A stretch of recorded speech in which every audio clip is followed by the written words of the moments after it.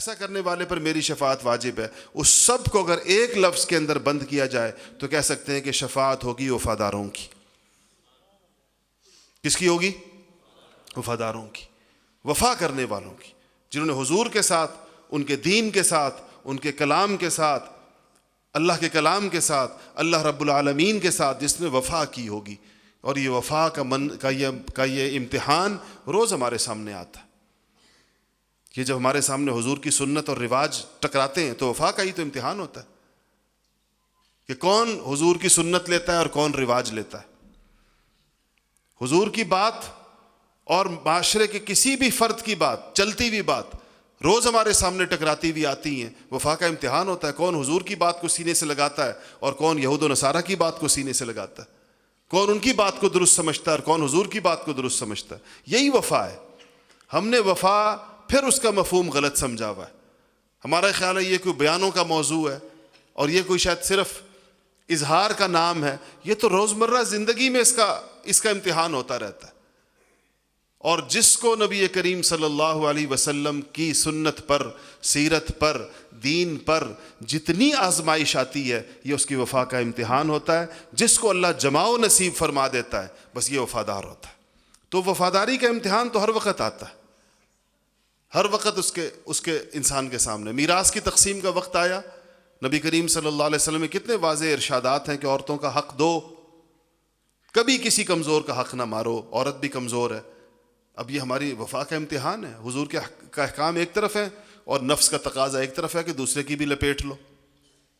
کتنے لوگ ہیں ایسے بہادر کہ جو اس موقع کے اوپر خاندانوں میں کھڑے ہو جاتے ہیں کہ نہیں جی میراث تقسیم ہوگی اور عین شریعت کے مطابق ہوگی، اور چاہے کمزور بیٹیاں ہوں، کمزور بہنیں ہوں، جو اپنا حق مانگنے کی بھی جن کے اندر جرت نہ ہو، جو منہ سے بھی نہ کہہ سکیں اپنے بھائی سے کہ میرا حق مجھے دے دو، لیکن کوئی ایک ایسا شخص ہر خاندان میں اللہ بعض اوقات کھڑا کرتا ہے، وہ ہر کمزور کو اس کا حصہ پہنچاتا ہے، اس خیال سے کہ رسول اللہ صلی اللہ علیہ وسلم کا دین ہے اور آپ کے یہ ارشادات ہیں۔ ان 6 چیزوں کو پھر سے دہرا دیتا ہوں۔ کلام اللہ عرض کیا آپ کو، ذکر اللہ عرض کیا، رجال اللہ عرض کیا، اور سنت کا عرض کیا، اور سیرت کا اور درود شریف کا۔ یہ 6 چیزیں، 3 اس طرف کی، 3 اس طرف کی۔ ان 6 آئینوں میں اپنے ایمان کو دیکھ لیں۔ آئینہ ایمان جیسے ہوتا ہے، 6 آئینوں میں اپنی شکل دیکھ لیں صرف کہ اس میں ہمارے تعلق کی نوعیت کیسی ہے۔ اگر کمی بیشی نظر آتی ہے، اور یقیناً میرے اندر خود کمی ہے، تو کمی بیشی اگر نظر آتی ہے تو اگر موت نہیں آئی تو مہلت ہے، موت آ گئی تو مہلت ختم، اس کے بعد کوئی مہلت نہیں ہے۔ اگر آج موت کا فرشتہ سرہانے پہنچ گیا تو بس یہ دروازہ بند ہونے والا ہے، اس کے بعد سوائے ندامت، پشیمانی اور پچھتاوے کے کچھ نہیں بچے گا۔ مزید اچھی ویڈیو دیکھنے کے لیے ہمارا چینل کو لائک، سبسکرائب اور بیل کے بٹن کو دبا دیں۔ شکریہ۔ اس وقت بھی ہمارا دل اور اس وقت بھی ہمارے جسم و جان اور ہماری توجہ انہی فانی تعلقات کے گرد گھوم رہی ہوتی۔ باقی تعلق دنیا میں صرف 2 قسم کے، کام میں آنے والے تعلق 2 قسم سے۔ اس کے علاوہ اگر ان 2 تعلقات کے ذیل میں اس کے نیچے اور تعلقات جو بنے، وجہ وہی 2 تعلق ہو، تو یہ نچلے تعلق بھی کام آ جاتا ہے۔ لیکن اگر وہ اوپر والے 2 تعلق قائم نہیں ہوئے جو اصل ہیں، تو آپ سمجھ آئیں کہ زندگی ضائع ہو گئی۔ اس زندگی کے ضائع ہونے میں کوئی شبہ نہیں ہے جس کے یہ 2 قسم کے تعلق دنیا میں قائم نہ ہوئے، اور وہ 2 تعلق کیا ہیں؟ ایک اللہ سے تعلق اور ایک رسول اللہ صلی اللہ علیہ وسلم سے تعلق۔ یہ باقی تعلق ہر ایک نے ہر وقت جس چیز کا جائزہ لینا ہے اپنے دل میں جھانک کر کہ میرے ان تعلقات کی نوعیت کیسی ہے۔ یہ دونوں تعلق زبانی کلامی نہیں ہے، یہ کوئی ڈائلاگ نہیں ہے جو بندہ مارے، یہ کوئی ایسے صرف کہہ دینے کی بات نہیں ہے۔ ان دونوں تعلقات کے اثرات زندگی کے پھر ہر تعلق میں نظر آتے، ہر چیز میں نظر آتے۔ تو یہ جو 2 تعلق ہے، ایک اللہ رب العزت کے ساتھ اور ایک رسول اللہ صلی اللہ علیہ وسلم کے ساتھ، یہ تعلق ہر انسان کا الگ الگ ہوتا ہے، اور کمزور اور گہرا ہونے کے اعتبار سے بھی الگ الگ ہوتا ہے۔ ہم جتنے لوگ اس مجلس کے اندر، آپ حضرات جتنے یہاں تشریف فرما ہیں، ہم سب کے اللہ سے تعلق کی نوعیت اور رسول اللہ صلی اللہ علیہ وسلم سے تعلق کی نوعیت الگ الگ ہے، جدا جدا ہے۔ ہم میں سے کوئی دو کا تعلق شاید ایک جیسا نہ ہو۔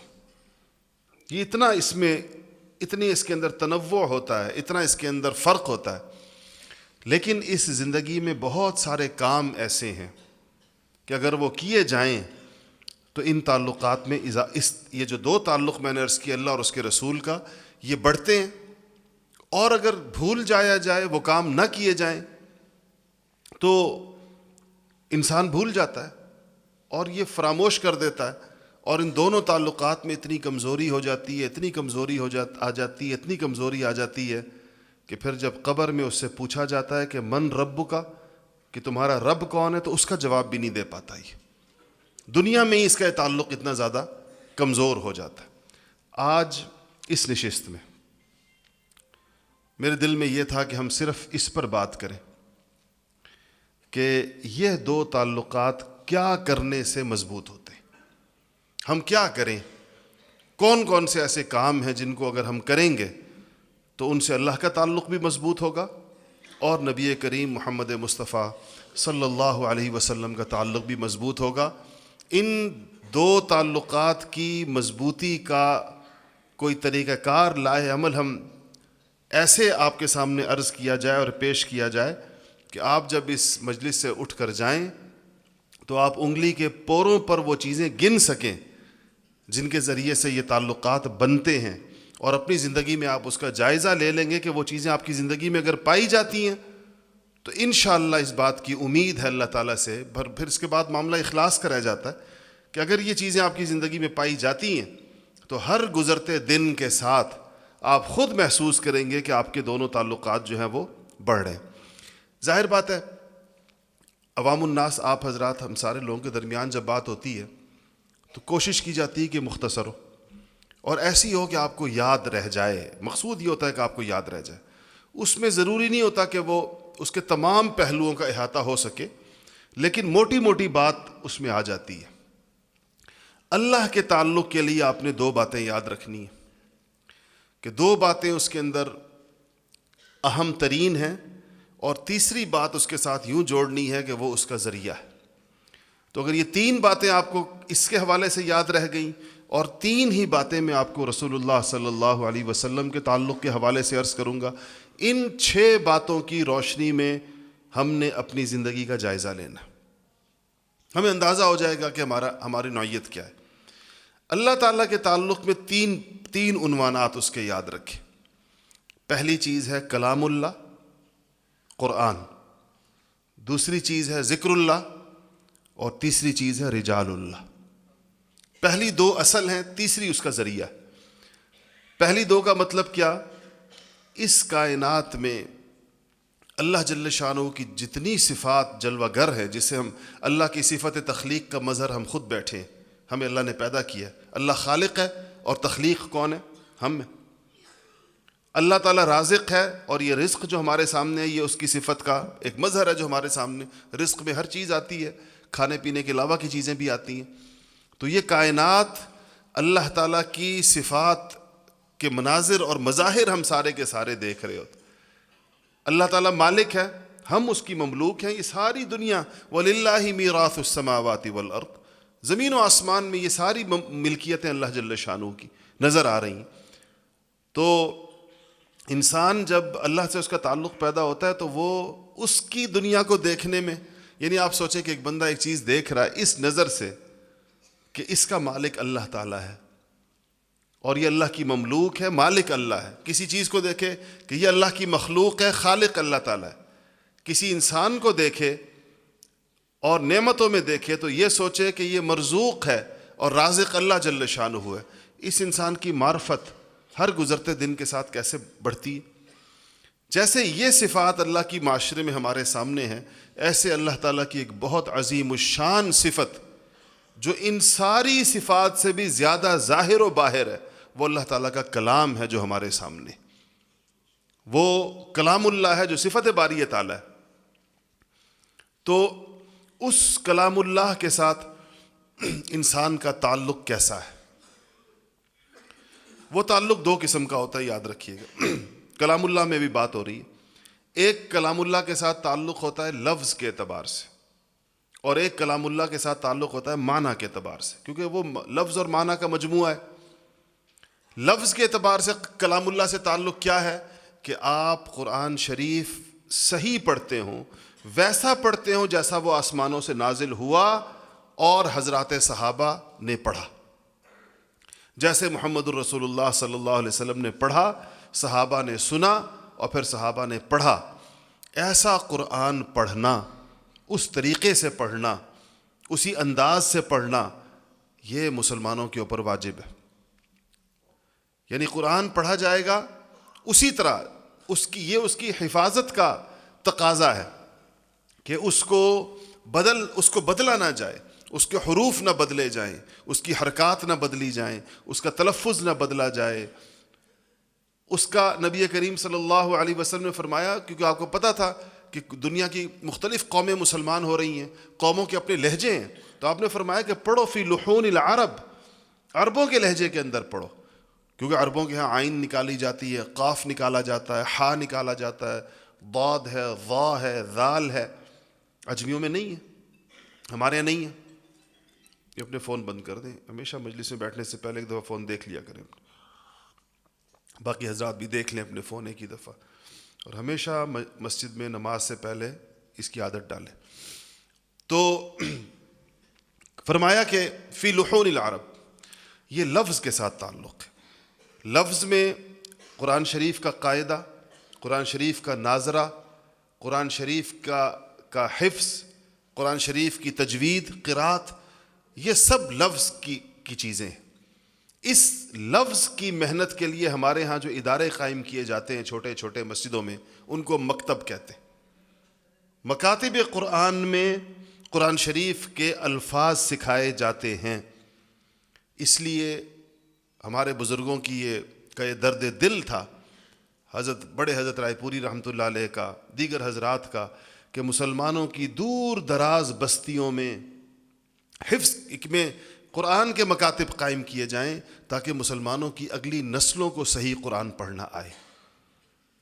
میں آپ سے ایک بات عرض کروں، آپ لوگ اس پہ ناراض نہ ہوں، یہ بھی ہم جتنے لوگ یہاں بیٹھے ہیں، اس میں سوائے ان علماء اور حفاظ کے جتنی عوام الناس بیٹھی ہے، اس میں تقریباً 100% لوگ قرآن شریف غلط پڑھتے ہیں،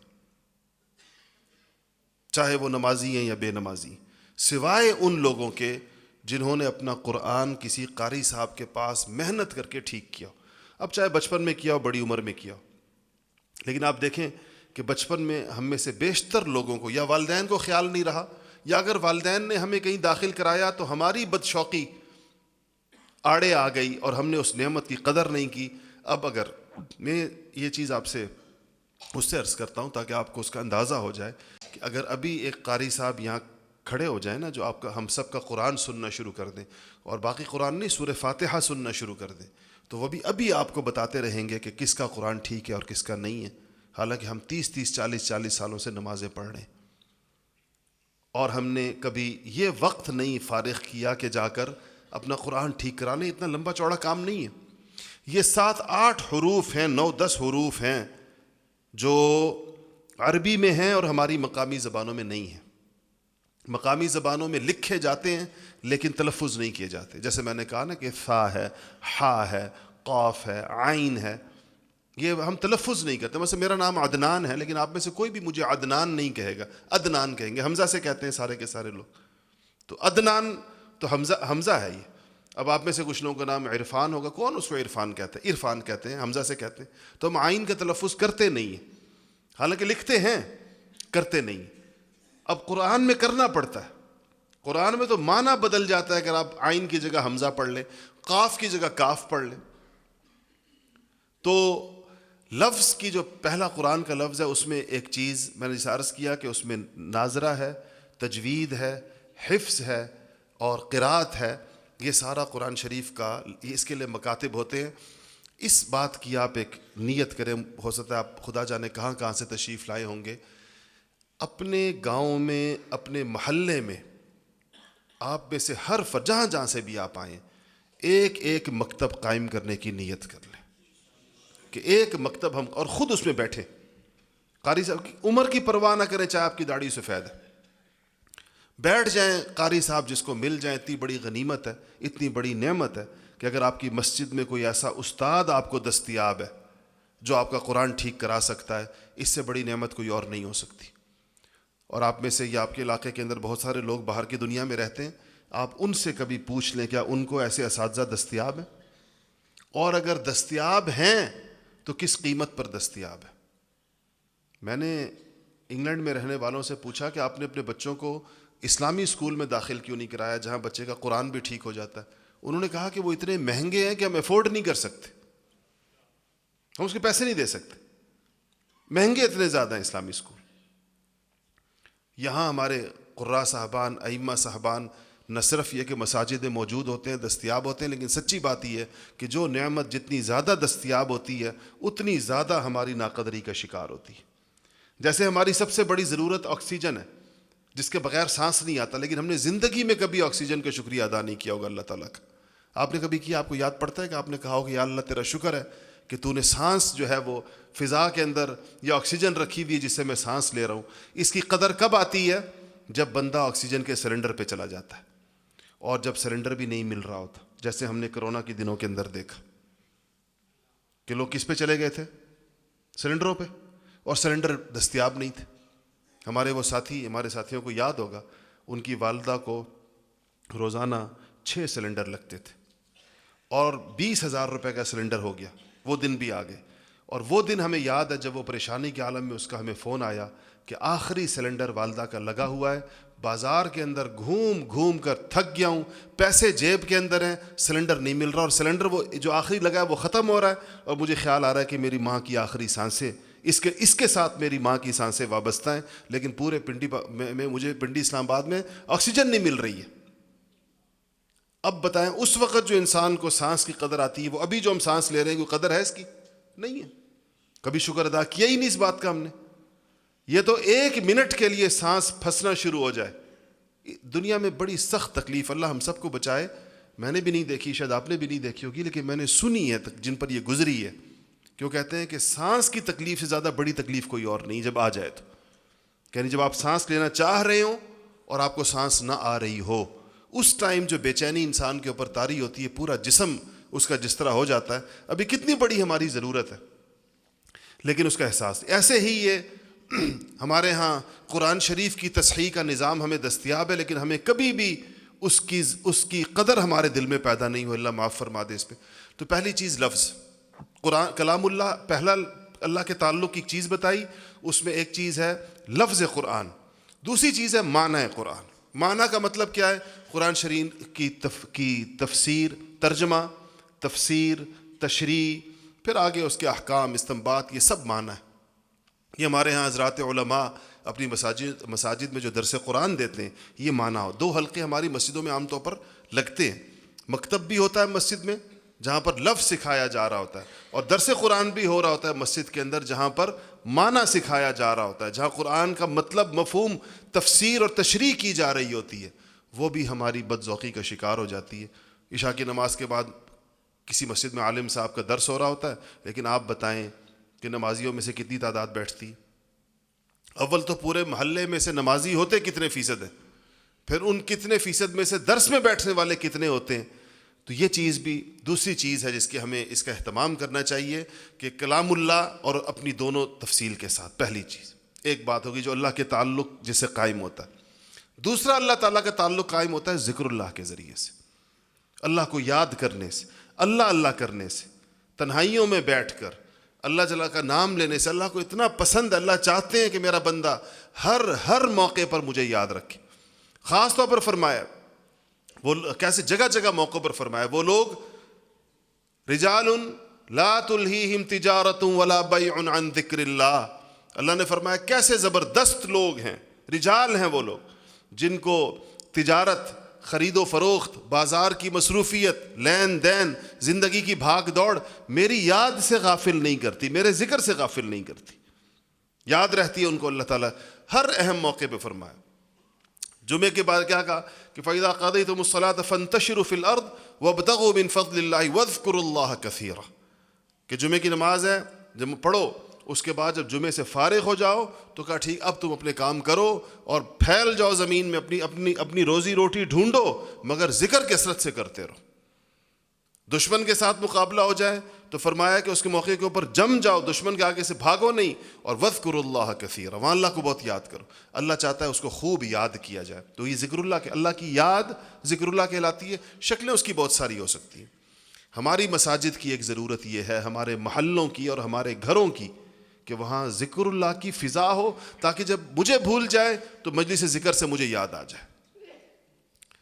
ذکر، یہ جو تسبیح ہے نا، اس کو عربی کے اندر مذکرہ کہتے ہی اس لیے کہ یاد دلا دیتی ہے۔ آپ کے ہاتھ میں تسبیح ہے نا، آپ چپ بیٹھے ایک دم آپ کو تسبیح دیکھ کر خیال آئے گا کہ پڑھنی چاہیے، وقت ضائع ہو رہا ہے۔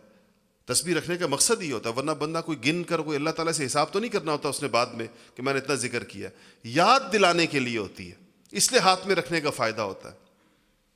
ہمارے حضرت مولانا عزیز الرحمان ہزاروی صاحب نور اللہ مرقدہ ایک دفعہ فرمانے لگے، حضرت کے ہاتھ میں تسبیح تھی، کوئی تسبیح عدیے میں کسی کو دینے لگے تو تسبیح کافی بڑی تھی اور موٹی سی تھی، دانے بھی موٹے تھے، اندر کی ڈوری بھی موٹی تھی، تو فرمایا یہ تسبیح شیطان کا کوڑا ہے، یہ ذرا ایسی مضبوط سی ہونی چاہیے، ایسے کوڑے کی طرح لہرا کر فرمایا کہ ایسے مضبوط سی ہونی چاہیے، شیطان کا کوڑا ہے۔ کیونکہ جیسے ہی انسان اللہ تعالیٰ کی یاد شروع کرتا ہے، شیطان اس کے پاس سے ایسے بلبلاتا ہوا دوڑتا ہے جیسے اس کی پشت پر کسی نے کوڑا مارا۔ اس طرح اس کی، جیسے آپ کسی کی پشت پر، کسی کی پیٹھ پر کوڑا ماریں، جیسے وہ بلبلاتا ہے، ذاکر جب اللہ کا نام لینا، ذکر کرنے والا جیسے ذکر شروع کرتا ہے، شیطان ایسے اس کے پاس سے بھاگتا ہے۔ تو ذکر اللہ کی مجالس کا مقصد کیا ہوتا ہے؟ اس کا مقصد یہ ہوتا ہے کہ ہم بھول جاتے ہیں بار بار۔ ابھی ہمیں اس مجلس کے بعد آج رات کا ذکر شاید یاد رہ جائے، صبح پھر بھول جائیں گے، نہیں تو کسی کو 2 دن یاد رہتا ہے، تیسرے دن پھر بھول جاتا ہے۔ یہ جو ہم مجالس ذکر کی کراتے ہیں، یہ اس لیے کراتے ہیں کہ یہ اس کے ذریعے سے یاداشت قائم رکھتے ہیں۔ ہاں، کہیں پر روزانہ مجلس ہو رہی ہے، کہیں پر ہفتے بعد مجلس ہو رہی ہے، کہیں پر ماہانہ مجلس ہو رہی ہے، کہیں 15 دن کے بعد ہو رہی ہے، یہ بار بار ہم اس کا اعادہ اور تکرار کرتے ہیں کہ دیکھو پھر دنیا کے مشاغل ہمیں بھلا دیں گے، ہم پھر ذکر شروع کر دیں گے، پھر بھلا دیں گے، پھر شروع کر دیں گے۔ تو دوسری چیز ذکر اللہ ہے۔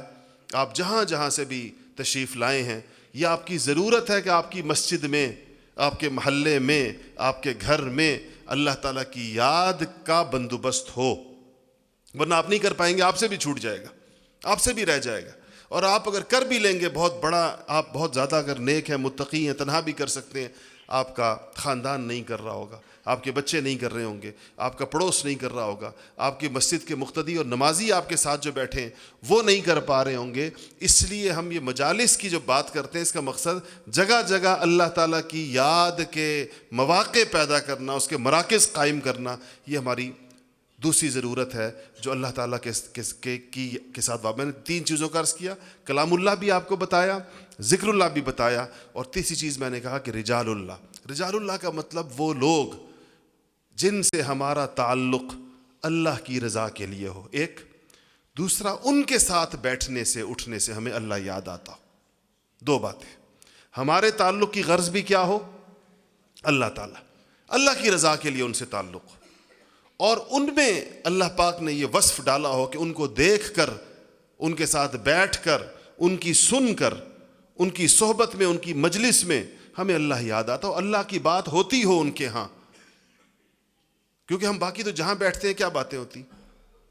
آپ بازار میں جا کسی کے پاس بیٹھ جائیں، کوئی پراپرٹی کی باتیں کر رہا ہوگا، کوئی کاروں کی باتیں کر رہا ہوگا، کوئی سیاست کی باتیں کر رہا ہوگا، کوئی رشتہ داروں میں بیٹھ جائیں تو غیبتوں کا بازار کھل جاتے ہیں، فلاں نے یہ کیا، فلاں نے یہ کیا۔ عورتوں کے ساتھ بیٹھ جائیں تو عورتوں کے پاس اور قسم کے احوال ہوتے ہیں، گھر کی عورتوں کے ساتھ ہی بیٹھے تو وہ بھی، آپ اب شام کو گھر جاتے ہیں تو کیا تذکرے سارا دن ہوتے ہیں، ضروریات کے، ٹماٹر کے، پیاز کے، فلانے کے، مہنگائی کے، بچوں کے مسائل کے، ہر جگہ تو یہ موضوعات ہیں ہمارے۔ کوئی تعلق ہمارا ایسا ضرور ہونا چاہیے جہاں پر موضوع اللہ اور اس کا رسول ہو صلی اللہ علیہ وسلم، کچھ تعلقات ایسے ہونے چاہیے۔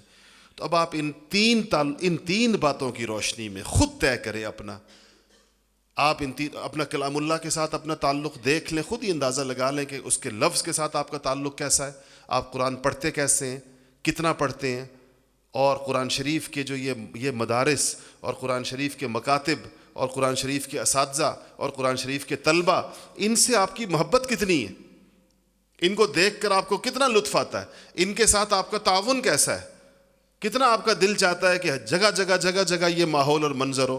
اگر اس میں آپ سمجھتے ہیں کہ الحمدللہ آپ پڑھتے بھی زبردست ہیں، ٹھیک ہیں، اور پڑھتے بھی کافی زیادہ ہیں، اور اس کی اشاعت کی کوشش بھی کرتے رہتے ہیں، کہیں مکتب قائم ہو جائے، کہیں مدرسہ قائم ہو جائے، کہیں قاری صاحب کی خدمت ہو جائے، کہیں کسی جگہ پر قرآن شریف کی تعلیم شروع ہو جائے، اگر آپ یہ سب کچھ کر رہے ہیں تو آپ کہہ سکتے ہیں کہ کلام اللہ کے ساتھ آپ کا تعلق ہے، اور اگر آپ نہیں کر رہے تو آپ سمجھ جائیں کہ آپ کا کلام اللہ کے ساتھ تعلق نہیں ہے۔ پھر یہ کوئی، میں نے کہا نا، ڈائلاگ نہیں ہے کہ صرف زبانی کلامی سے فیصلہ ہوتا ہو، اس کا یہ عمل کی میدان میں ان چیزوں کے فیصلے ہوتے ہیں۔ تو ہمیں کم سے کم غلط فہمی کا یا کسی خوش فہمی کا شکار نہیں ہونا چاہیے، واضح ہمیں پتہ ہونا چاہیے۔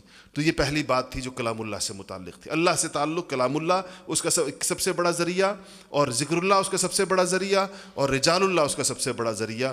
ان تینوں چیزوں میں ہم اپنی موجودہ حالت کو دیکھ لیں، اگر نہیں ہے تو مواقع آپ کے ماحول میں دستیاب ہیں، سارے کے سارے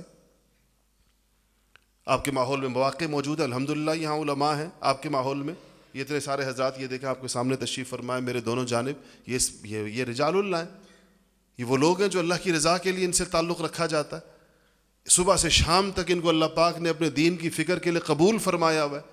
یہ سارے دین کے مواقع جو آج عوام الناس کو دستیاب ہے معاشرے میں، انہی کی برکت سے۔ اگر ذکر اللہ معاشرے میں زندہ ہے تو ان کی برکت سے، اگر قرآن کی درسگاہیں ہیں تو ان کی برکت سے، اگر ذکر کے حلقے ہیں تو ان کی برکت سے، اگر کہیں پر ترجمہ اور تفسیر ہو رہا ہے تو ان کی برکت سے۔ تو یہ تینوں مواقع، ذکر کی مجالس الحمدللہ آپ کے ہاں جگہ جگہ ہوتی ہیں، اور مکاتب آپ کے ہاں جگہ جگہ قائم ہیں۔ میں ابھی حضرت مولانا قاری تقی الرحمان صاحب دام برکاتہم سے پوچھ رہا تھا، حضرت کے زیر انتظام ماشاءاللہ 100 سے زیادہ مکاتب اس علاقے میں چل رہے ہیں۔ میں تفصیل پوچھا تھا حضرت سے کہ کتنے، فرمایا 200 کے لگ بھگ اساتذہ ہیں، 250 اور 100 کے لگ بھگ مکاتب ہیں۔ کتنی بڑی، اتنی مجھے اس سے خوشی ہوتی ہے، میں آپ کو بتا نہیں سکتا، کہ کیونکہ ہمیں اس کا اندازہ ہے کہ یہ مکاتب ہماری کتنی بڑی دینی ضرورت ہے۔ ہماری اگلی نسلیں بے دین ہو جائیں گی اگر ہم نے یہ کام نہ کیا تو، ایسی بے دین ہو جائیں گی کہ اللہ رسول کا نام نہیں، یہ چھوڑیں گی نہیں نام، اللہ اور اس کے رسول کی دشمن ہو جائیں گی۔ ہم دیکھ رہے ہیں یہ مناظر شہروں کے ماحول کے اندر، وہ مناظر ہم دیکھ رہے ہیں کہ زبان پر نہیں آتے۔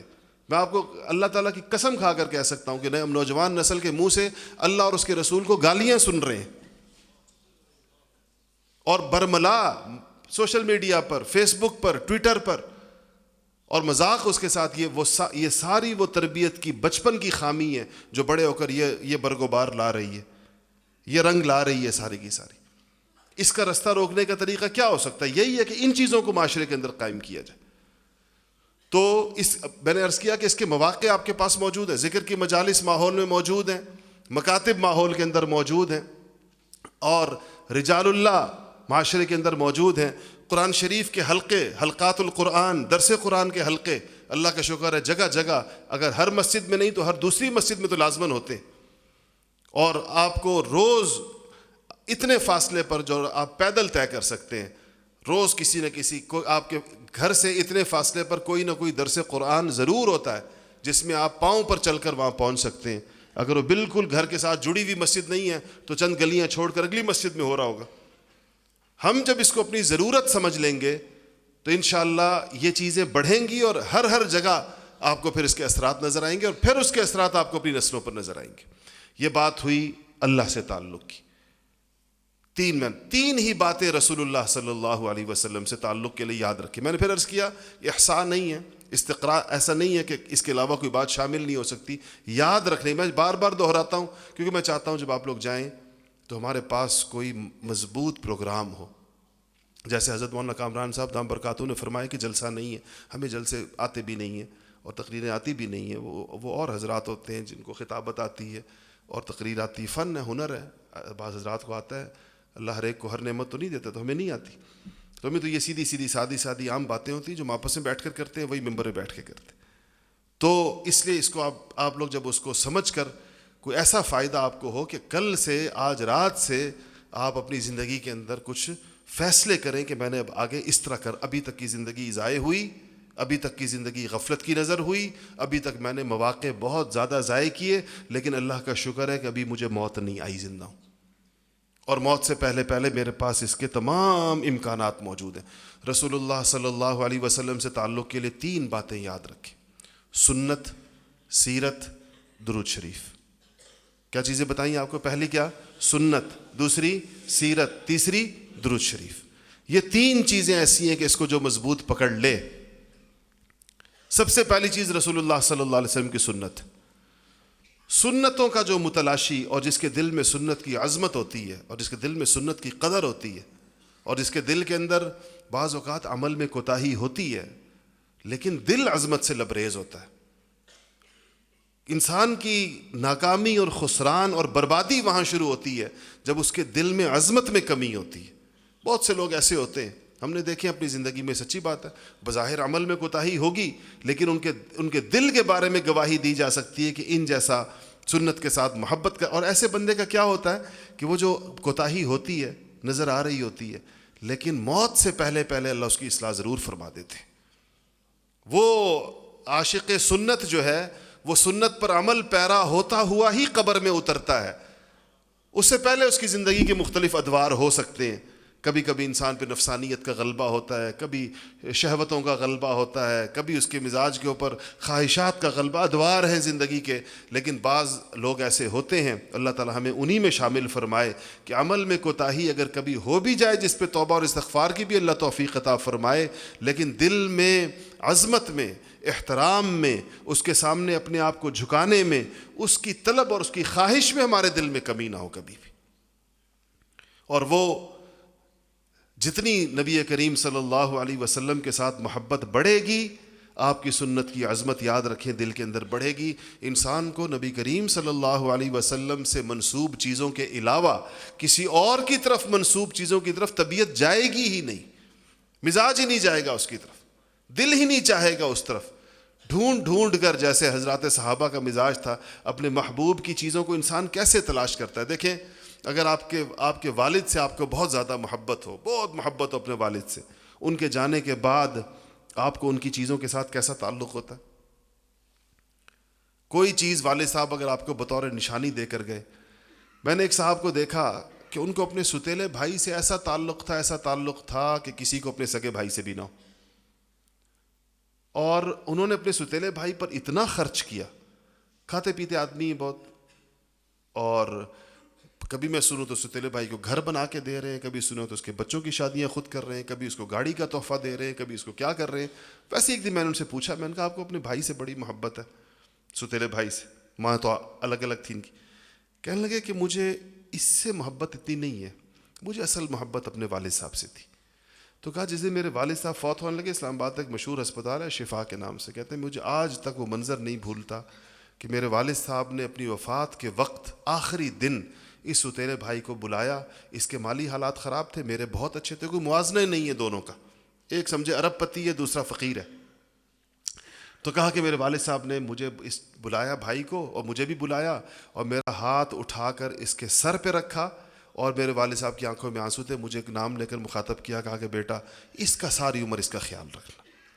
کہتے بس یہ منظر میری آنکھوں سے نہیں جاتا، اب میں جو بھی کر لوں اس کے ساتھ تو مجھے ایسے لگتا ہے میں نے کم کیا۔ اور میں واقعی حیران ہوتا تھا اس کی صلہ رحمی دیکھ کر، کبھی اس کو عمرے پر بھیج رہا ہے، کبھی اس کو حج پر بھیج رہا ہے، پورے خاندان کو بھیج رہا ہے، گھر لے کر دے رہا ہے، کیا کر رہا ہے۔ کہتے ہیں والد صاحب کی محبت جو ہے وہ مجھے مجبور کرتی ہے، ورنہ آپ کو پتہ ہی ہے ستیلا رشتہ کوئی اتنا خوشگوار رشتہ تو ہوتا نہیں۔ تو جس کو باپ کی محبت بھی اتنے مزاج کے خلاف، ایک ماحول اور عرف کے خلاف ایک اتنے بڑے کام پر رکھ سکتی ہے، آپ سوچیں کہ اس کو رسول اللہ صلی اللہ علیہ وسلم کی محبت اس کو کیسا رکھے گی۔ جیسے یہ باپ نے اپنے بیٹے کو نصیحت کی مرتے ہوئے جاتے ہوئے دنیا سے، آپ صلی اللہ علیہ وسلم اپنی امت کو ایسے ہی نصیحتیں فرما کر گئے۔ آپ حدیثی کتابیں کھولیں، حضور کی نصیحتیں، صحابہ انہی الفاظ سے احادیث ذکر کرتے ہیں، اوصانی رسول اللہ صلی اللہ علیہ، اوصانی حبیبی، بعض کہتے ہیں اوصانی خلیلی، مجھے میرے محبوب نے، مجھے میرے خلیل نے یہ نصیحت۔ سیدنا ابو ذر کی حدیث دیکھیں نا، 4 7 8 چیزیں یاد کرتے ہیں کہ مجھے میرے حبیب نے یہ فرمایا، اس چیز کا کہا، اس چیز کا ذکر کیا، وہ چیزیں ایسی صحابہ کی زندگیوں میں راسخ ہوئیں کہ آج تک وہ امت کا اس پر عمل ایک تواتر کے ساتھ 1400 سال سے چلتا چلا آ رہا ہے۔ حضرات صحابہ نے اس پر ایسا عمل کر کے دکھایا۔ سنت کے ساتھ انسان کا ایسا تعلق، اس کی اتنی عظمت اس کے دل میں، اور اس کو تلاش ہو، اہل علم سے پوچھتا رہے اس چیز کی سنت کیا ہے، اس چیز کی۔ مجھے بڑی خوشی ہوتی ہے اپنے ساتھیوں میں، اپنے شاگردوں میں، ان لوگوں کی ہم سے پوچھتے ہیں کہ جی فلانی چیز آ رہی ہے، اس موقع کی سنت کیا ہے، اس عمل کی سنت کیا ہے۔ ایسے یہ نوجوانوں کو اللہ پاک بعض اوقات دین سے وابستہ کرتے ہیں۔ ان کی شادیاں آ رہی ہوتی ہیں، اتنی بڑی تعداد میں باقاعدہ آتے ہیں جو اس نظام میں ہمارے ہاں پڑھ رہے ہوتے ہیں، مجھ سے کہتے ہیں کہ جی شادی آ رہی ہے، سنت شادی کیسے ہوتی ہے آپ بتائیں۔ قلم کاغذ بعض اوقات ہاتھ میں ہوتا ہے، آج کل تو قلم کاغذ نہیں، موبائل ہاتھ میں ہوتا ہے، لکھ رہے ہوتے ہیں، ایک ایک بات لکھ رہے ہوتے ہیں کہ جی کوئی سنت ہم سے رہ نہ جائے ہماری شادی کے موقع کے اوپر۔ اور جتنی بھی برادری کے اور عرف کے اور ماحول کے خلاف کوئی بات بتا دی جائے، کھڑے ہو جاتے ہیں بالکل اس پر۔ پورا خاندان ایک طرف، یہ خاندان کے سارے بڈھے شڈھے ایک طرف جو کہتے ہیں نہیں ساری رسمیں پوری کرنی ہے، اور یہ نوجوان ایک طرف کہتے ہیں جی کوئی رسم پوری نہیں ہے، کوئی رسم نہیں کی جائے گی، شادی سنت کے مطابق ہو۔ تو عورتیں ایک طرف، آپ کو پتہ ہے یہ رسومات کی شوقین تو عورتیں ہوتی ہیں اصل میں، تو اپنے پورے خاندان کے سامنے ایک نوجوان کھڑا ہوتا ہے کہ جی میری شادی ہے، سنت کے مطابق ہوگی۔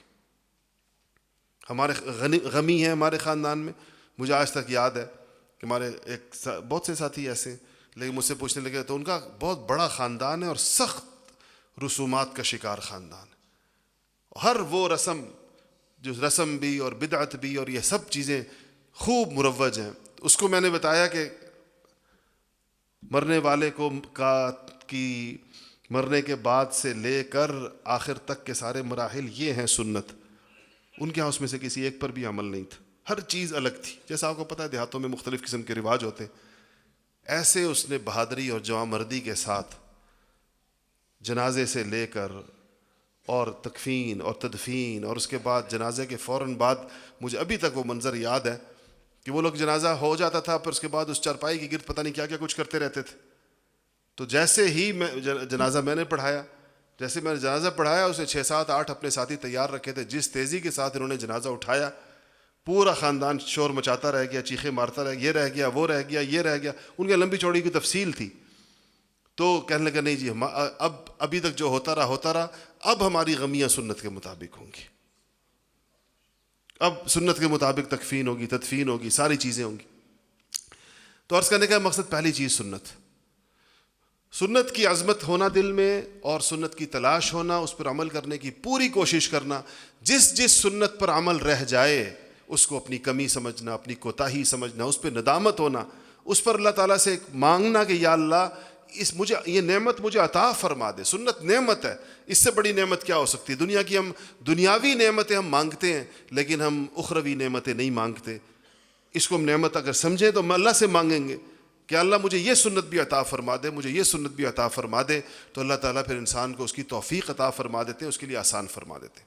دوسری چیز نبی کریم صلی اللہ علیہ وسلم کے تعلق کو بڑھانے والی اور آپ کے تعلق کو ایک زندہ تعلق بنانے والی، اور آپ کے ساتھ ایک ایسا قلبی ربط قائم کرنے والی کہ انسان کو ایسے تعلق کے اعتبار سے یوں لگے ہی نہ کہ نبی کریم صلی اللہ علیہ وسلم دنیا سے پردہ فرما گئے، اس کو ایسے لگے جیسے کہ آپ اس کی اسی پوری دنیا کے اندر آپ کی جو معنوی برکات ہیں اور آپ کے جو دین کی شکل کے اندر جو آپ کی حیات مبارکہ زندہ ہے، وہ اس کو چلتی پھرتی معاشرے کے اندر نظر بھی آئے اور اس کی محنت کے لیے وہ آمادہ ہو۔ وہ رسول اللہ صلی اللہ علیہ وسلم کی سیرت طیبہ ہے۔ سیرت کہتے کس کو ہے؟ سیرت آپ کی زندگی کو کہتے ہیں۔ آپ کی پیدائش مبارک سے لے کر دنیا سے آپ کے پردہ فرمانے تک کے جو یہ 63 سال ہیں، یہ 63 سال اس پوری کائنات کا خلاصہ ہے۔ یہ آدم علیہ السلام سے لے کر قیامت تک آنے والے آخری انسان تک یہ دنیا اللہ جل شانہ نے قائم فرمائی ہے۔ اپنے قیام کے دن سے لے کر جس دن کن فیکون کے ذریعے یہ قائم ہوئی اور سورہ اسرافیل کے ذریعے سے یہ ختم ہو جائے گی، یہ جو ان ابتدا اور انتہا کے درمیان جتنی مدت ہے، یہ ساری مدت رسول اللہ صلی اللہ علیہ وسلم کی اس 63 سالہ مبارک زندگی پہ قربان ہے۔ اتنی بڑی چیز ہے آپ کی حیات مبارکہ، اس کا ایک ایک لمحہ اس کا ایک ایک موقع، اس پر کیے گئے آپ کے کام، اس پر فرمائے گئے آپ کے فرمان، یہ اتنے قیمتی ہیں کہ اس میں سے جو چیز جس کو معلوم ہوتی چلی جاتی ہے اس کے دل میں نبی کریم صلی اللہ علیہ وسلم کی محبت جوش مارنا شروع کر دیتی ہے۔ ہمیں پتہ نہیں ہے، ہمیں علم نہیں ہے اس کا، ہم نے تو جتنا سنا بس اتنا ہم نے، جو کچھ گھروں میں کچھ سن لیا، کچھ تھوڑا ہم نے ماحول میں اپنے سن لیا، اتنی ہماری معلومات ہیں۔ لیکن جب ہمیں اب ماشاءاللہ یہاں کتنے سارے ایسے حضرات بیٹھے ہوئے ہوں گے جنہوں نے ان سیرت کے حلقوں میں الحمدللہ سیرت پڑھی ہے، اور وہ خود اس بات کی گواہی دے سکتے ہیں کہ اس پڑھنے کے بعد ان کی کیفیت کیا ہے، پڑھنے سے پہلے ان کی نوعیت کیا تھی۔ بیٹھے ہوئے ہیں نا وہ لوگ جو سیرت پڑھ رہے ہیں یا پڑھ چکے ہیں، ذرا ہاتھ کھڑا کریں جو لوگ سیرت پڑھ رہے ہیں، پڑھ دیکھیں اتنے سارے ماشاءاللہ، یہ آدھے سے زیادہ ماشاءاللہ، دیکھیں پورے کے پورے لوگ بیٹھے جو پڑھ رہے ہیں۔ اب آپ سے میرا سوال یہ ہے تاکہ آپ خود اپنے دل سے اس کی گواہی دیں، اس پڑھنے سے پہلے جو آپ کی کیفیت تھی اور اب پڑھتے ہوئے یا پڑھنے کے بعد جو آپ کی کیفیت ہے، اسے فرق ہے یا نہیں ہے؟ اور زمین آسمان کا فرق ہے یا نہیں ہے؟ یہ اس سے بھی زیادہ بڑھ سکتا ہے انشاءاللہ جب آپ اس کو اچھے طریقے سے پڑھنے کے بعد جب خود پڑھانا شروع کر دیں گے، خود آپ 10-15 لوگوں کو جمع کر کے جب نبی کریم صلی اللہ علیہ وسلم کی حیات طیبہ کو بیان کریں گے، جو سادہ سی بات ہے، اس میں اتنا زیادہ پیچیدہ فلسفہ نہیں ہے، اس لیے ہم یہ ضروری نہیں سمجھتے کہ اس کو بیان کرنے کے لیے بندے کا عالم ہونا ضروری ہے، بس کسی عالم کی سرپرستی کافی ہے، کسی بڑے کی سرپرستی کافی ہے، تاکہ اگر آپ سے کوئی غلطی ہو جائے تو وہ آپ کو ٹھیک کر دیں، کوئی چیز آپ کو سمجھ میں نہ آئے آپ ان سے پوچھ لیں۔ اتنی سرپرستی، جس طرح درس قرآن دینے کے لیے تو ہم سمجھتے ہیں کہ بندے کو عالم ہونا ضروری ہے، ہم غیر علماء کے قرآن شریف کے درسوں کے قائل نہیں ہیں، کیونکہ قرآن شریف کھول کر وہ اللہ کی مراد بیان کرنی ہوتی ہے، وہ اتنا آسان کام نہیں ہے، اس کے لیے ایک علم چاہیے ہوتا ہے، ورنہ بڑے فتنے کا اندیشہ ہوتا ہے۔ ایسے حدیث کے درس کے لیے عالم ہونا ضروری ہے، ایسے ہی مسئلہ بتانے کے لیے جائز ناجائز کا، حلال حرام کا عالم ہونا ضروری ہے، بلکہ مفتی ہونا ضروری ہے آج کل کے دور میں، تو اگر ذرا سا مشکل مسئلہ ہو تو۔ ایسے ہی قرآن پڑھانے کے لیے، لفظ پڑھانے کے لیے اچھا قاری مجود ہونا ضروری ہے، لیکن یہ واقعات سیرت کے مذاکرے کے لیے، اس کے لیے ضروری کہ بندہ کو بہت زیادہ علم ہو، سیرت کا علم اتنا ہو کہ وہ جیسے اس نے اپنے استاد سے سنا ہے اس میں اپنی طرف سے کوئی اضافہ کیے بغیر، کسی مستند کتاب سے پڑھ کر، جو کہ ہم مستند کتابیں بھی بتاتے ہیں اس میں کہ آپ نے ان 5-6 کتابوں میں رہنا ہے، ان 5-6 کتابوں کو پڑھنا ہے، تو اس میں سے انسان بیان کرے تو اس میں کوئی حرج نہیں ہے۔ ایسا ہی ہے جیسے ہمارے یہاں فضائل اعمال کی تعلیم کی جاتی ہے، تو ایک متعین چیز کے اندر رہا جاتا ہے، اس سے باہر نہیں نکلا جاتا۔ آپ نے سنا تبلیغ والے حضرات کہتے ہیں 6 نمبروں سے باہر نہ جائے عام بندہ، کیوں کہتے ہیں؟ کیونکہ اس لیے کہتے ہیں کہ عالم نہیں ہے تو ایسا نہ ہو کہ ادھر چھکے چوکے مارتا رہے، پتہ نہیں کیا بات کرتا رہے، اور وہ صحیح ہو غلط ہو لوگ اس کا کیا بولے۔ تو اس لیے جب آپ خود پڑھائیں گے سیرت طیبہ تو آپ کو اس کا اندازہ ہوگا کہ نبی کریم صلی اللہ علیہ وسلم کے ساتھ آپ کی محبت میں کتنا اضافہ ہوتا ہے۔ آپ جب وہ واقعات، آپ اس دین کے لیے نبی کریم صلی اللہ علیہ وسلم کی جو قربانیاں ہیں اور اس امت کے ساتھ جو آپ کا تعلق ہے، جو اللہ کا آپ سے تعلق، جو آپ کا اللہ تعالیٰ سے تعلق، اور پھر آپ کی زندگی ساری کی ساری، اس کی مشکلات، پریشانیاں، آزمائشیں، پھر آپ کے اخلاق عالیہ، آپ کا عفو درگزر، آپ کی سخاوت، آپ کا صحابہ کے ساتھ محبت، آنے والوں کی اپنی پوری امت کی فکر، ایسی فکر کہ جو لوگ ابھی نہیں آئے ان کی بھی فکر، اور جاتے ہوئے حضرات صحابہ کی فکر اور ان کے لیے نصیحتیں، اور خود اپنے اوپر خاص طور پر جو مشقتیں، کتنی مشقتیں ایسی ہوتی ہیں انسان چاہے تو اس کو ایوائڈ کر سکتا ہے، اس سے دور رہ سکتا ہے، لیکن آپ نے پوری امت پر آنے والی مشقتوں کے لیے، آزمائشوں کے لیے سب سے پہلے شفقت کی وجہ سے اپنے آپ کو آگے پیش کیا، خود آپ سامنے آئے اس موقع کے اوپر، اور آپ کی وجہ سے امت کو جو فوائد پہنچے ہیں اور جو آخرت میں پہنچیں گے۔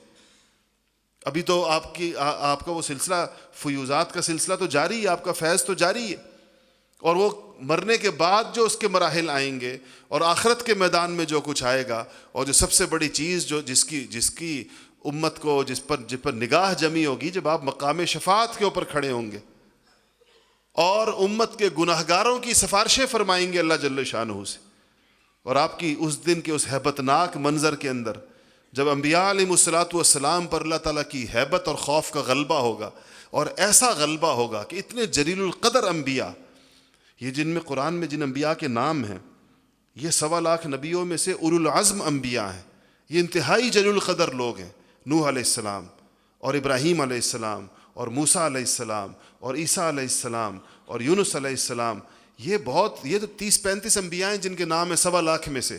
آپ سوچیں کہ 1.25 لاکھ، بعض روایتوں کے مطابق 1.5 لاکھ، بعض علماء نے لکھا ہے کہ 2 لاکھ انبیاء کی روایتیں بھی ہیں، تعداد کل نبیوں کی۔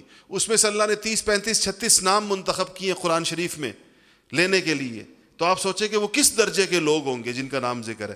ان حضرات کا نام حدیث شفاعت میں آتا ہے کہ جب ان حضرات کے پاس سیدنا آدم سے لے کر سیدنا عیسیٰ تک یہ جو بڑے بڑے حضرات انبیاء، اولو العزم اور جلیل القدر انبیاء ہیں، ان کے پاس ان حضرات کی خدمت میں، ان حضرات انبیاء کی خدمت اقدس میں امت حاضر ہوں گی قیامت کے دن کہ آپ لب کشائی فرمائیں، آپ زبان کھولیں اللہ کے سامنے، آپ اللہ کے سامنے حساب شروع کرائیں اللہ تعالیٰ کا۔ یہ حضرات فرمائیں گے کہ آج ہمارے بولنے کا دن نہیں ہے۔ اس دن اللہ کے جلال کا عالم کیا ہوگا، آپ سوچیں کہ ابراہیم علیہ السلام، اللہ پہلے یہ آپ سوچیں کہ ابراہیم علیہ السلام کے بارے میں اللہ نے کیا فرمایا قرآن میں۔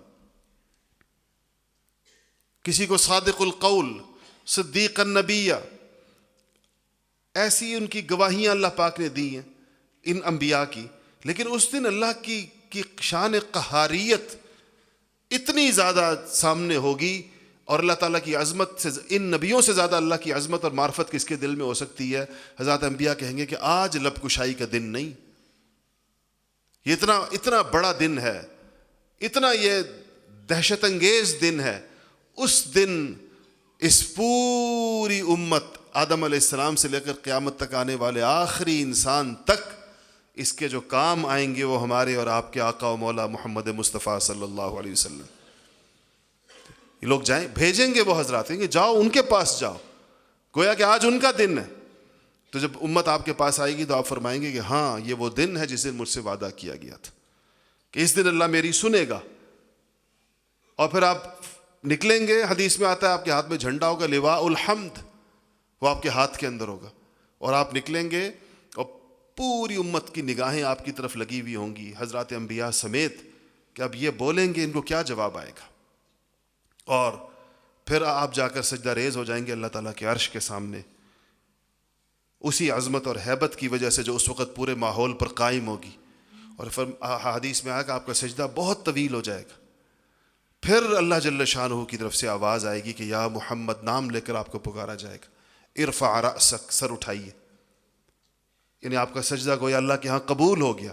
اشفع تشفع، آپ سفارش کریں، آج آپ کی سفارش مانی جائے گی، آج سنی جائے گی آپ کی سفارش۔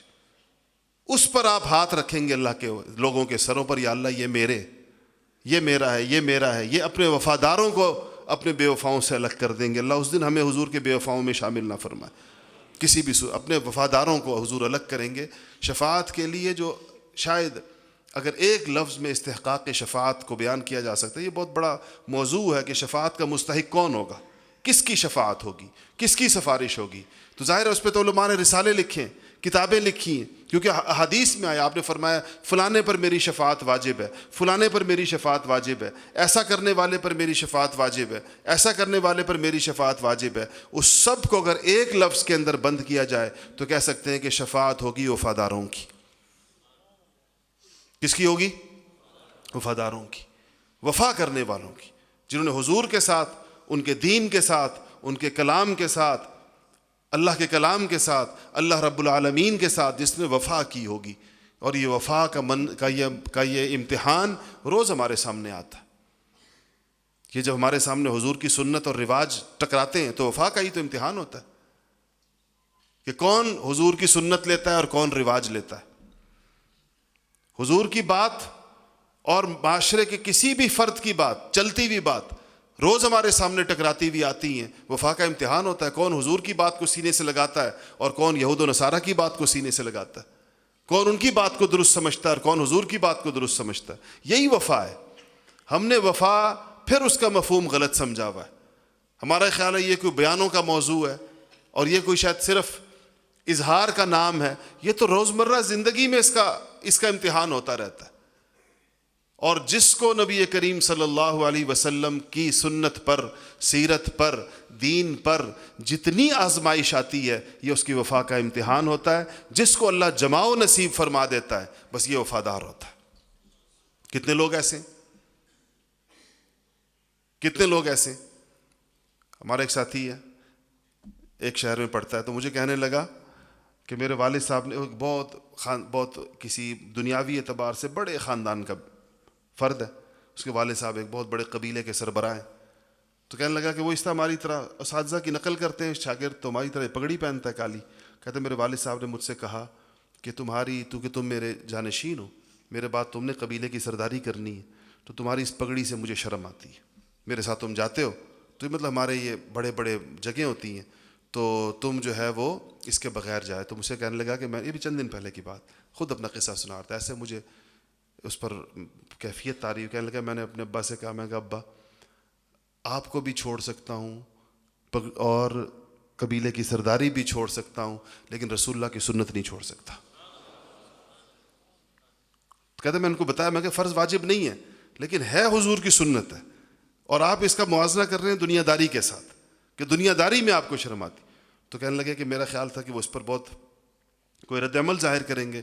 کہتے ہیں ایسے اللہ پاک نے ان کو بالکل ہی موم کر دیا اس بات کے اوپر. تو حالانکہ بالکل وہ کوئی ایسا ابھی تازہ 2-3 مہینے ہوئے ہیں اس کو اس دینی کام میں جڑے ہوئے، لیکن اللہ تعالیٰ کسی کو کسی وقت میں بھی کوئی کیفیت نصیب فرما دے تو، اور اس پہ استقامت نصیب فرما دے تو وفاداری کا امتحان تو ہر وقت آتا ہے، ہر وقت اس کے انسان کے سامنے. میراث کی تقسیم کا وقت آیا، نبی کریم صلی اللہ علیہ وسلم میں کتنے واضح ارشادات ہیں کہ عورتوں کا حق دو، کبھی کسی کمزور کا حق نہ مارو، عورت بھی کمزور ہے. اب یہ ہماری وفا کا امتحان ہے. حضور کے کا احکام ایک طرف ہے اور نفس کا تقاضا ایک طرف ہے کہ دوسرے کی بھی لپیٹ لو. کتنے لوگ ہیں ایسے بہادر کہ جو اس موقع کے اوپر خاندانوں میں کھڑے ہو جاتے ہیں کہ نہیں جی میراث تقسیم ہوگی اور عین شریعت کے مطابق ہوگی، اور چاہے کمزور بیٹیاں ہوں، کمزور بہنیں ہوں، جو اپنا حق مانگنے کی بھی جن کے اندر جرت نہ ہو، جو منہ سے بھی نہ کہہ سکیں اپنے بھائی سے کہ میرا حق مجھے دے دو، لیکن کوئی ایک ایسا شخص ہر خاندان میں اللہ بعض اوقات کھڑا کرتا ہے، وہ ہر کمزور کو اس کا حصہ پہنچاتا ہے، اس خیال سے کہ رسول اللہ صلی اللہ علیہ وسلم کا دین ہے اور آپ کے یہ ارشادات ہیں. تو یہی چیز اصل مطلوب ہے. تو 2 چیزیں حضور کے تعلق سے ہو گئیں، ایک عرض کیا کہ سنت ہو گئی اور دوسری سیرت ہو گئی، اور تیسری چیز جو رسول اللہ صلی اللہ علیہ وسلم کی محبت کو بڑھانے والی ہے وہ درود شریف، جو ہر وقت بندہ اس کو چلتے پھرتے اٹھتے بیٹھتے جتنا اس کا انسان اس کو پڑھ سکتا ہے، جتنی اس کی مقدار کو بڑھا سکتا ہے. اور اس کا ہمارے حضرات میں سے خصوصاً ہمارے حضرت مولانا عزیز الرحمن ہزاروی صاحب نور اللہ مرقدہ، ہمارے شیخ و مرشد، ایسا ان کے اوپر اس کا غلبہ تھا، ایسا غلبہ تھا کہ میں حضرت کی اس سعادت پر اتنا رشک آتا ہے کہ جس طرح حال پوچھا جاتا ہے. یہ بہت حضرات یا حضرت کے پرانے حضرات تشریف فرمائے، حضرت مولانا قاری عتیق صاحب کو بہت اچھی طرح یاد ہوگا. جیسے آپ پوچھتے ہیں نا کہ آپ کا کیا حال ہے، حضرت پوچھا کرتے تھے درود شریف کا کیا حال ہے. مشہور جملہ تھا، فونوں پر بھی آپ پوچھا آپ کیا حال ہے، ٹھیک ہو، درود شریف کا کیا حال ہے، مطلب درود شریف سے تمہارے تعلق کی نوعیت کیسی ہے، کتنا پڑھ رہے ہو. اور وہ اب ہر ایک کو جس کو پتا ہو کہ میرے شیخ نے مجھ سے درود شریف کا حال پوچھنا ہے تو فون کرنے والا اپنا درود شریف ٹھیک کر کے ہی فون کیا کرتا تھا، ملنے والا بھی اپنا ورد پورا کر کے ہی آیا کرتا تھا، کیونکہ یہ تو کہنا بڑا مشکل ہوتا ہے کہ جی نہیں پڑھ رہا، آج کل مہینہ ہو گیا نہیں پڑھا. یہ جواب تو انسان کے منہ پر نہ آئے، اور ان دینی تعلقات میں جھوٹ تو بولا نہیں جاتا. تو کیسے اتنے ہزاروں لوگوں کو درود شریف اتنی بڑی بڑی مقداروں میں پڑھوایا، روز کی کارگزاری آتی تھی. آج یہ فلانے علاقے میں 10 لاکھ پڑھا گیا، فلانے علاقے میں 20 لاکھ پڑھا گیا، فلانے علاقے میں اتنا پڑھا گیا، فلانے علاقے میں اتنا پڑھا گیا. تو انسان کو درود شریف سے محبت ایسی ہو کہ نہ صرف یہ کہ خود پڑھ رہا ہو، کروڑوں اربوں درود شریف پڑھنے کا باعث بنا ہوا ہو آدمی، اس کی وجہ سے پڑھ رہے ہوں لوگ، پورے معاشرے کو جیسے پوری انسانیت اور امت کو اس کے اوپر لگا دیا ہو. کتنی بڑی سعادت کی بات ہے. آپ سوچیں یہ لوگ بھی کل حضور کے سامنے پیش ہوں گے، جن کی زندگیاں اس غم کے اندر گزر گئیں کہ لوگوں کو حضور بھول نہ جائیں، اور حضور کے احسانات بھول نہ جائیں، لوگوں کو حضور کا تعلق فراموش نہ ہو جائے، حضور کی عظمت خدا نہ خواستہ دل کے اندر کم نہ ہو جائے. یہ غم جن لوگوں نے اپنی زندگی کا غم بنا لیا اور جنہوں نے اسی کے اوپر زندگیاں گزار دیں پوری کی پوری. ہم نے اپنے شعور کے زمانے سے لے کر زندگی ان حضرات کے دنیا سے جانے تک جتنا دور ہم نے دیکھا، سچی بات ہے کہ اس فکر میں ایسا دیکھا، ایسا دیکھا کہ انسان رشک آتا تھا کہ یا اللہ یہ کیا، اس کیفیت کا کوئی شمع ہمیں بھی نصیب فرما، اس کیفیت کا کوئی معمولی سا حصہ ہمیں نصیب فرما۔ تو اس کے لیے خود پڑھنے سے اس کا آغاز کرنا چاہیے۔ نبی کریم صلی اللہ علیہ وسلم کے احسانات کا استحضار کرتے ہوئے ہم جو ہے درود شریف کی کوئی نہ کوئی مقدار اپنے لیے طے کریں۔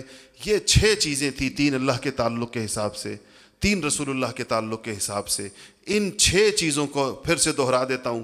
کلام اللہ عرض کیا آپ کو، ذکر اللہ عرض کیا، رجال اللہ عرض کیا، اور سنت کا عرض کیا، اور سیرت کا، اور درود شریف کا۔ یہ 6 چیزیں، 3 اس طرف کی، 3 اس طرف کی۔ ان 6 آئینوں میں اپنے ایمان کو دیکھ لیں، آئینہ ایمان جیسے ہوتا، 6 آئینوں میں اپنی شکل دیکھ لیں صرف، کہ اس میں ہمارے تعلق کی نوعیت کیسی ہے۔ اگر کمی بیشی نظر آتی ہے، اور یقیناً میرے اندر خود کمی ہے، تو کمی بیشی اگر نظر آتی ہے تو اگر موت نہیں آئی تو مہلت ہے، موت آ گئی تو مہلت ختم، اس کے بعد کوئی مہلت نہیں ہے۔ اگر آج موت کا فرشتہ سرہانے پہنچ گیا تو بس یہ دروازہ بند ہونے والا ہے، اس کے بعد سوائے ندامت، پشیمانی اور پچھتاوے کے کچھ نہیں بچے گا۔ اس لیے موت سے پہلے پہلے اللہ جل شانہ ہمیں توفیق نصیب فرمائے، اور ان ساری چیزوں پر اللہ تعالی ہمیں عمل پیرا فرمائے۔ وآخر دعوانا الحمدللہ رب العالمین۔ جو ساتھی براندے میں ہیں وہ اندر تشریف لے آئیں۔ یہ مکتب تعلیم القرآن کے تحت بچے پڑھ رہے ہیں۔ ہماری مسجد یہاں پر بھی الحمدللہ ہو رہا ہے، اور چکوال میں 4 سال سے الحمدللہ محفل حسن قرات مولانا زبیر صاحب اور مفتی صاحب کی محنت سے چل رہی ہے، جس میں پورے